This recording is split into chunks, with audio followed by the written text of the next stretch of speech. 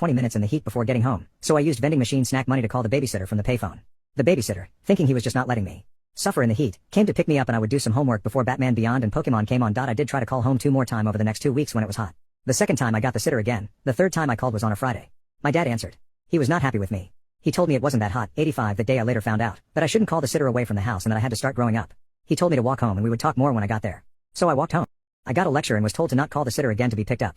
I said okay and told him I wouldn't call the sitter or him again to be picked up. 2 weeks later, at the end of September, a hurricane passed through the area. Halfway through the day at school it really started coming down. It got so bad that they let us out of school a half hour early, like that was gonna save us. By this time though, a lot of roads were flooding and the line for payphones was long. I remembered what my dad told me a couple weeks ago, so I walked home. It took me almost 30 minutes to walk home from school that day and I was drenched by the time I got home. The rain was coming down so hard I couldn't see more than 5 feet in front of me. The roads were so flooded that the only way to drive in was with a car that had 4WD. When I got home, both my parents, Mom got out of work early due to the storm where they're panicking because they hadn't heard from either the school or me. I just walked in through our garage, soaking wet and